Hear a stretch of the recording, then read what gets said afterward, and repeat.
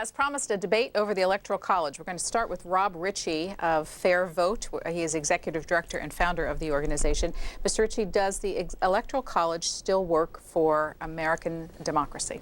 I don't think it does. So that's going to be my stance in this program. I think that the presidency of the United States is something we all care about.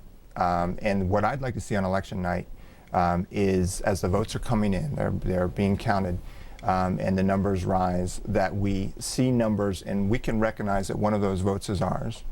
And when it gets to be 65 million to 62 million or whatever it is, the one with more votes wins, and that every vote is equal wherever it's cast. And that's what we don't have that now. So we can have presidents win with fewer votes, and that happens more often than people think, and almost happens a lot more than that.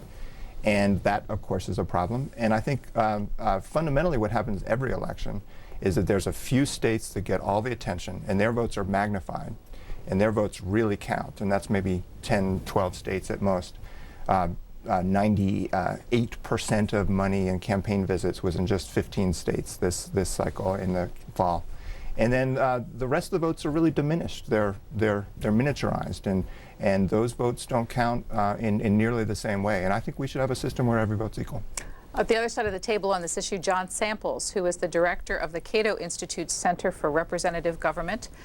You're here to say aye to the Electoral College. Why is that? I'm here to offer some words in support of the Electoral College. The way we elect our president depends on our Constitution, and that's an election-based state system.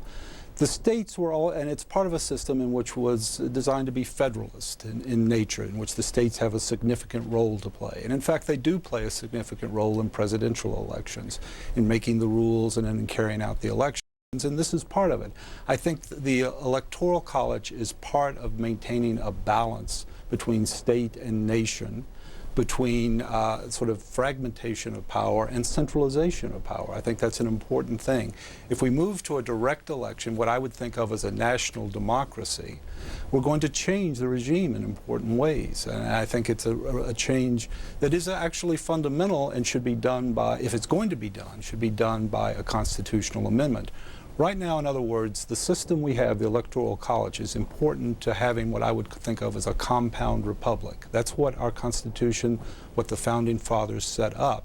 And I think if you change that, if you move to a more national system, you're really going to change the system fundamentally. And a lot of the things Rob said are very common, but I think many of them are questionable and in some cases wrong about the weight of votes and so on. We can talk about those in more detail as our half hour with both of you progresses. Let me give you the telephone number, so if you would like to either ask questions or give us your opinion on this question of whether or not the Electoral College still works for American democracy, you may do so. 202-737-0002 for Democrats in the audience. For Republicans, it's 202-737-0001. And our line for independents, 202-628-0205. Gentlemen, I want to just put a little history. There are only 3 times in American history where the Electoral College vote changed the outcome of the election. One was the Hayes-Tilden, 1876, Benjamin Harrison in 1888, and we're all familiar with 2000. Will you talk about those, please? Excuse me. Well, those ones were ones where, under the rules that were set up at the time, we had a situation where the candidate that won more votes nationally lost the election. Now, if there had been a national popular vote, the candidates would have run differently. It might have had a different outcome, but that certainly the voters perceived it as one that was unfair. Certainly, at least a chunk of voters did in 2000 and others didn't. But we also see that happen again and again as coming very close. So that in 2004, George Bush won a pretty convincing victory, 3.5 million votes.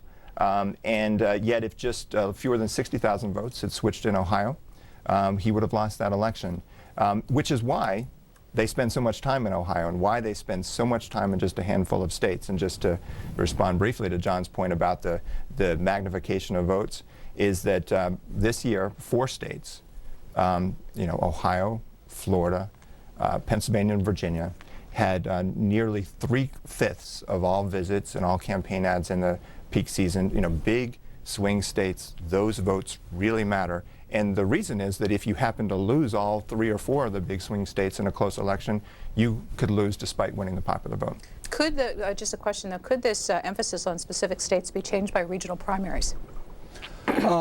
It might well be. I mean, it would depend. Then it affected. The question would be, what's the division of votes in the region and so on. But let me respond to this question, because I think it's actually one that I would disagree with Rob about. For example, the sort of notion here is that things don't change. We saw here in the 2008 campaign, and the results are actually very productive, I think, for the Electoral College. They show one of its strengths. President Obama won by 3 or 4 points in the popular vote. He won 2-1 in the Electoral College. He's going to come in with a more settled and legitimate, I think, presidency than he would have had otherwise.